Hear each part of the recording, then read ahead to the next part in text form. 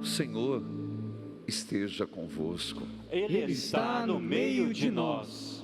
Proclamação do Evangelho de Jesus Cristo, segundo Lucas. Glória a vós, Senhor. Naquele tempo, Jesus desceu a Cafarnaum, cidade da Galileia, e ali ensinava aos sábados. As pessoas ficaram admiradas com esse ensinamento, porque Jesus falava com autoridade.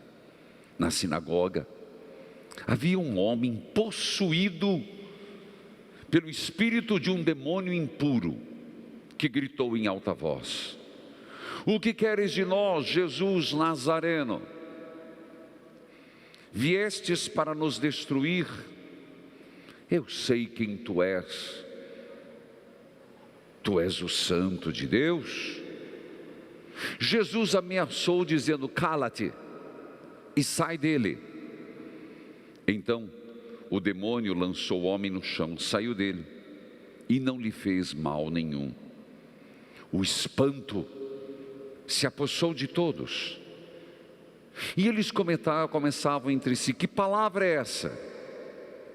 Ele manda nos espíritos impuros com autoridade e poder, e eles saem. E a fama de Jesus se espalhava em todos os lugares da redondeza. Palavra da salvação. Glória a vós, Senhor. Que a palavra de Deus perdoe os nossos pecados. Amém. Filhos queridos, povo amado de Deus, mais uma vez retomo alguns aspectos e peço que se repita comigo o que vamos rezar durante todo esse mês de setembro. Jesus das Santas Chagas. Jesus das Santas Chagas. Por intercessão dos teus arcanjos. Por intercessão dos teus arcanjos. E São Pio. E São Pio. Protegei-nos, protegei-nos, guardai-nos, guardai-nos e curai-nos, e curai-nos. Filhos queridos, mês de setembro para nós da obra Evangelizar é um mês muito significativo. É o mês da Bíblia, é verdade, mas é o mês que celebramos as Santas Chagas de Jesus. Celebramos nosso intercessor, São Pio de Pietreutina, o estigmata, aquele que carregou os estigmas de Cristo, vivendo um profundo amor à Eucaristia. O outro grande amor à igreja e um grande amor aos doentes. E é isso que vamos pedir. Claro que os arcanjos vêm suplicar por todos nós, eles que são os imediatos de Deus, ao comando de Jesus das Santas Chagas, os arcanjos vêm. É por isso que eu proponho que neste mês hoje, você pense, qual realidade que você sente que está precisando.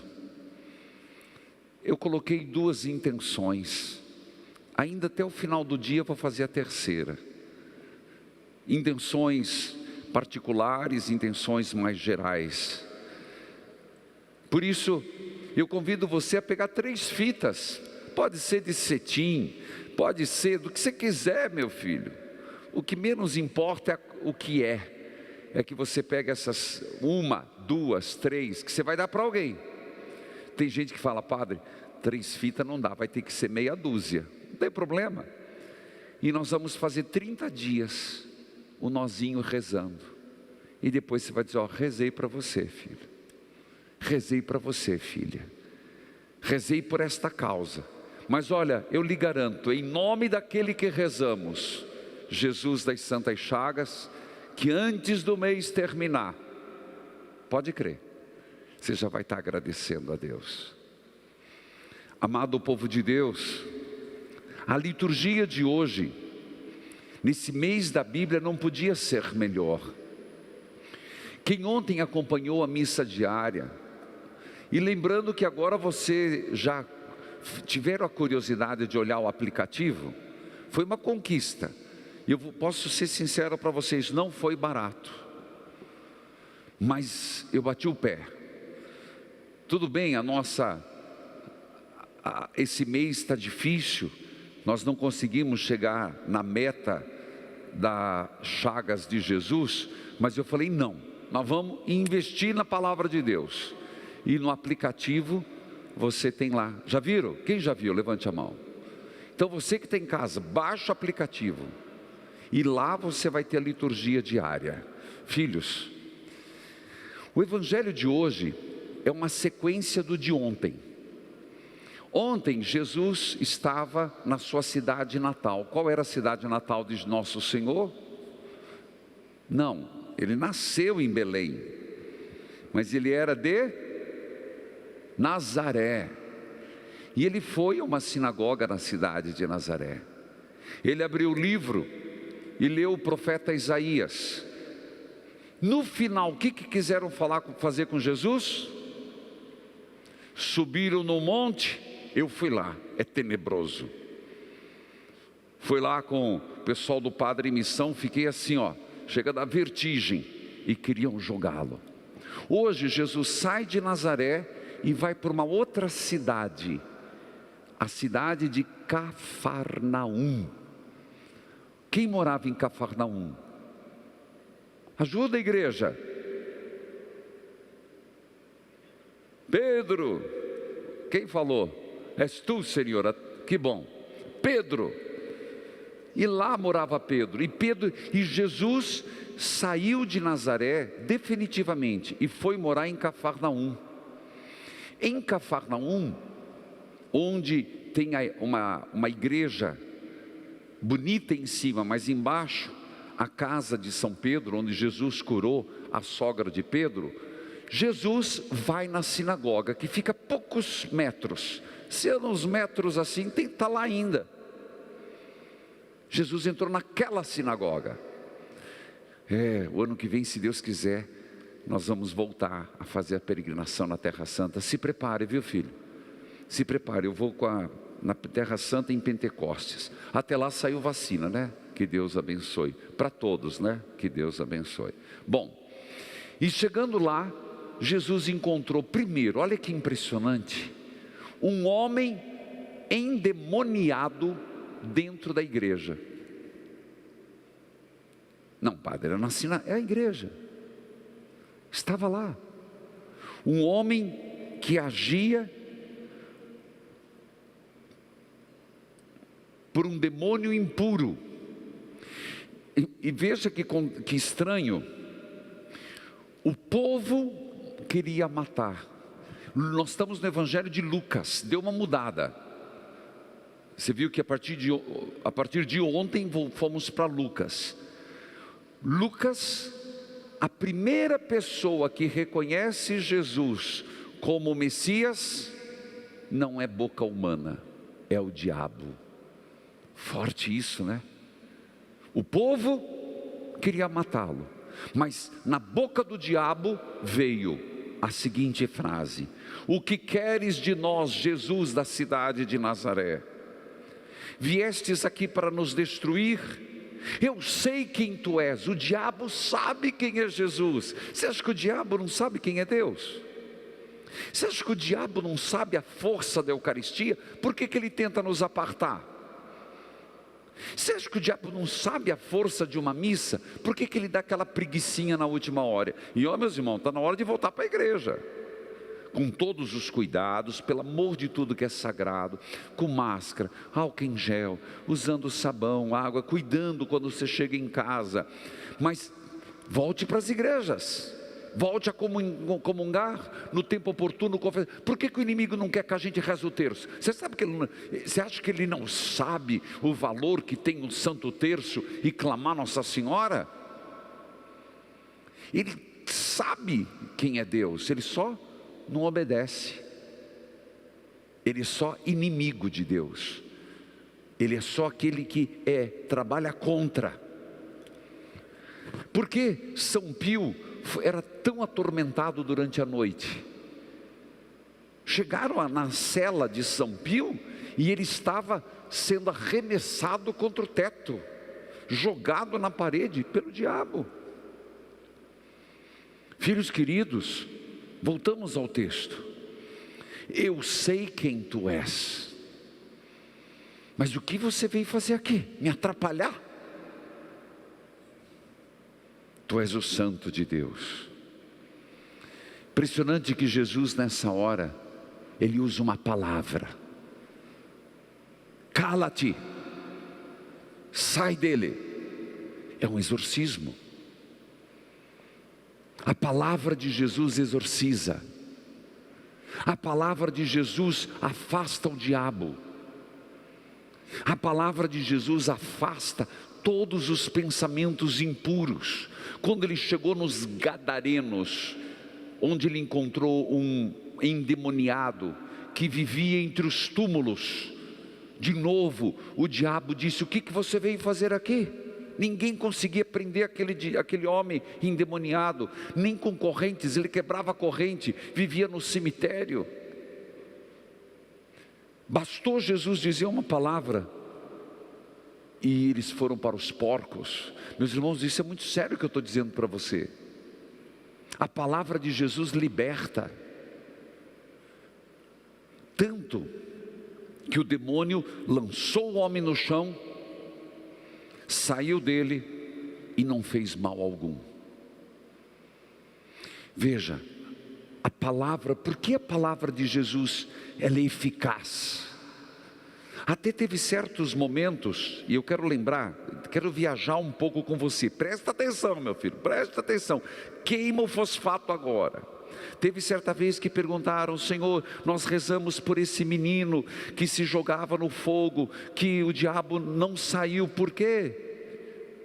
Veja, eu não vou dar aquela explicação, porque hoje eu estou começando sobre a palavra. A palavra de Jesus, ela tinha veracidade. Não havia, nos lábios de Jesus nunca se viu a mentira. Na nossa tem. Por isso que a nossa palavra não é eficaz. Deus fala e acontece. Tanto que, se eu vou começar no Gênesis, você tem que começar a largar o pensamento de Lucas, do mesmo jeito que eu fiz com Mateus. Você tem que esticar. No Gênesis, o que dizia? Fez-se a luz. Por acaso tem lá gerúndio? Eu tenho pavor de gerúndio. Não, Deus diz assim: Deus abria a boca, a luz foi feita. Deus fez a terra. Palavra. Por isso João vai dizer: o verbo se fez carne. Jesus é a encarnação por excelência da palavra. Em Jesus nunca se teve uma palavra mentirosa. Em Jesus nunca houve fingimento. A palavra de Jesus é o próprio Deus. É o Deus da criação. Deus fez. A terra foi feita. Deus estabeleceu a luz. Deus estabeleceu o firmamento. Deus criou os animais. Deus falava e acontecia. Jesus falava e acontecia. Por isso, Lucas quer colocar isso, essa dimensão de Jesus, onde a palavra se concretiza, a palavra se realiza. Por isso ele falou: cala-te. Mentira só leva discórdia. Cala-te, sedutor. Cala-te, mentiroso. Lembra que ele disse: quem é o pai da mentira? É o cala-te, sai. Interessante, você vai dizer: mas por que o senhor está falando tudo isso? Abra a tua liturgia diária que você vai ver o Evangelho. O demônio saiu. Veja agora, o espanto se apossou de todos, e eles comentavam: que palavra é essa? Não te chama a atenção? Olha Lucas nos dando a deixa. Que palavra? Não se trata aqui de ter usado o aramaico ou o latim, sai de retro, Satanás. Não é isso, vai para trás, não é isso. Não importa a palavra, aquilo que Jesus, que palavra é essa? Não é a palavra, o verbo, aqui não se trata se Jesus falou exatamente isso, se é ipsíssima verba Christi, se é tal qual, não. Aquilo que Jesus falou, acontece. Que palavra é essa? Que homem é esse que fala e acontece?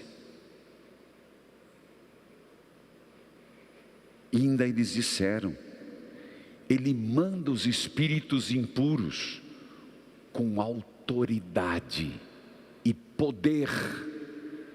Veja como Lucas está nos descrevendo Jesus. Jesus fala, acontece, porque sua palavra tem autoridade, sua palavra tem poder. Gente, grave isso, a palavra de Jesus tem autoridade, a palavra tem poder, e o Satanás foge. Vamos colocar na nossa vida. Vamos colocar na nossa vida. Hoje nós estamos começando o mês da Bíblia. E se você, padre, eu cansei, hein? Cansei no mês de agosto, o senhor falou muito de família. Pois eu vou cansar você esse mês inteiro, se você me deixar. Agora, se você ficar com preguiça de acompanhar, eu vou, o mês inteiro, palavra. O mês inteiro, Jesus das Santas Chagas. O mês inteiro, arcanjos. O mês inteiro, São Pio de Petreutina. Quem gosta dessa ideia? Levante a mão. Então nós vamos fazer essa empreitada junto. Então a palavra de Deus nos liberta. Ora, a palavra de Deus tem poder. A palavra de Deus, ela tem autoridade. A primeira leitura. Gente, a primeira leitura é uma das leituras que a gente pouco cita. Inclusive, eu sem saber que ela era a primeira leitura hoje, eu ia citá-la ontem. Mas Deus é providente. Se você entender essa primeira leitura, você vai entender até por que ler a Bíblia. Por que a palavra de Deus tem poder? Por que a palavra de Deus tem autoridade? Veja a primeira leitura, gente. É de uma... Inclusive eu gostaria muito que você lesse de novo. Posso fazer uma sugestão? Psicólogos, professores, formadores de opinião. Só estou dizendo não que não é para todos nós. Olha o que São Paulo vai dizer. Pessoas que trabalham, vocês que estão na TV Evangelizar, rádio, fazendo o programa. Marcelo, manda o povo ler isso aqui. José de Melo, manda o povo ler isso aí. Dormiram, né? Porque não fizeram o corte aqui também. Diretor. Veja o que diz aqui. Estamos falando de palavra. O Espírito esquadrinha tudo, mesmo as profundezas de Deus. Estamos falando do Espírito. Se lembra que ontem, no conteúdo programático de Lucas, o Espírito do Senhor está sobre mim, você lembra disso? E eu falava da necessidade de vivermos do Espírito. Olha aqui, presta atenção, meus irmãos, por que nós vamos falar tanto da palavra de Deus? Quem dentre os homens conhece o que se passa no homem, senão o espírito do homem que está nele? Opa! Quem é que consegue interpretar os acontecimentos agora? Uma pandemia, uma pessoa com desemprego, uma pessoa que sofreu um acidente, quem consegue dar sentido a isso? Quem é que dá sentido aos próprios infortúnios da vida? Paulo vai escrever. Ninguém conhece o que existe em Deus a não ser o Espírito de Deus. Nós não recebemos o Espírito do mundo. Cristãos, católicos, batizados, crismados, Nós precisamos não do espírito do mundo. O espírito do mundo não explica nada. O espírito do mundo, Paulo, ele é bastante grego, helenista. Ele é muito de distinguir as duas matérias, mas é maravilhoso isso, ele é pedagogo. Se você interpretar uma fatalidade na tua vida, a perda de um filho, um câncer que Deus nos livre, mas que vem, como que você entende isso? Eu vou usar uma palavra. Se você usar a sabedoria do mundo, ali fala espírito do mundo, se você usar a lógica do mundo, você enlouquece. A lógica do mundo, a lógica do mundo é assim: é bom quem tem muito dinheiro, é bom quem tem uma vida fácil, é bom quem tem uma vida sem muito sofrimento. Às vezes a gente quer isso: Senhor, eu quero uma vida fácil, eu não quero cruz, Senhor, eu não quero sofrimento, não me dê nada que dê muito trabalho, hein? Se me der muito trabalho eu largo. Mas aí vem uma cruz. Por isso que eu ia usar ontem, ia usar domingo. Nessa lógica do mundo, ela não responde às nossas expectativas. A lógica do mundo é capaz de deixar uma pessoa se escabelando. Porque para pensar na lógica do mundo, morreu, acabou. Na lógica do mundo, me explica uma pessoa que nasce com uma deficiência física. Na lógica do mundo, uma criança que está com anencefalia no ventre da mãe. Na lógica do mundo,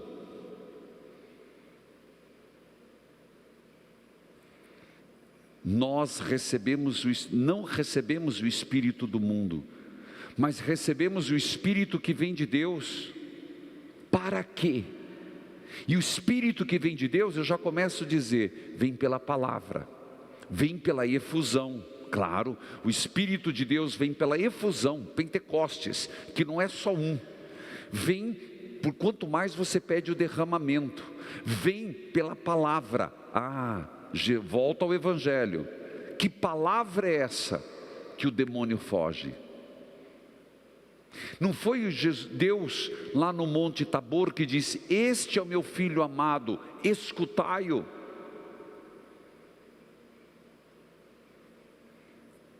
Veja isso aqui, gente, para que conheçamos os dons da graça que Deus nos concedeu. Desses dons também falamos, não com palavras ensinadas pela sabedoria humana. Como eu queria poder aprofundar isso aqui com você, mas com a sabedoria aprendida do Espírito Santo. Mas tem mais. Assim,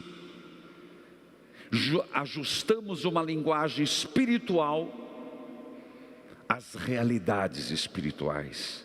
Agora Paulo, psicólogos, psiquiatras, escutem isso aqui. Paulo vai falar do homem psíquico. Isso mesmo, está na Bíblia, meu filho. É um texto que a gente não lê muito. E está em Paulo aos Coríntios, capítulo 2, versículo 10. O homem psíquico, ele vai distinguir o homem psíquico como o homem aqui preso nessa realidade. O homem psíquico preso aos seus desejos, preso às suas emoções, preso à sua lógica do mundo. O homem psíquico, o homem que não reflete Deus, é o que fica a nível de suas capacidades naturais. Não aceita o Espírito de Deus. Meus irmãos, como nós vivemos nas nossas capacidades naturais? E vivendo nas nossas capacidades naturais, nós nos tornamos reféns dos espíritos impuros. Evangelho. Você entendeu? Quem está entendendo? Estou falando grego, está entendendo? Gente, é porque isso aqui é muito forte, isso aqui é curativo. Isso aqui abre a nossa cabeça em relação a realidade que nós vivemos dentro de nós. O homem psíquico não basta. Viver só na minha realidade natural não é o suficiente. Por isso é uma insensatez. É insensato. Eu tenho que terminar, mas já vou para frente. Ele não é capaz de conhecer o que vem do Espírito, porque tudo isso só pode ser julgado com a ajuda do mesmo Espírito. Agora veja, eu falava do homem psíquico. Grava isso, aprofunde esse tema, por favor, início do mês da palavra. Ao contrário, o homem espiritual, nós, pelo menos devemos ser, enriquecido com o dom do Espírito, julga tudo, mas ele mesmo não é julgado por ninguém. Com efeito, quem conheceu os pensamentos do Senhor de maneira pode aconselhá-lo? Nós, porém, temos o pensamento de Cristo. Gente, esse texto abre o mês da Bíblia de uma forma belíssima. Deixemos de ser menos homens psíquicos, reféns só na nossa natureza, mas busquemos o homem espiritual. E resumindo e falando fácil, para que tenhamos os mesmos pensamentos de Cristo. O Evangelho, cala-te, sai desse homem. Que palavra é essa?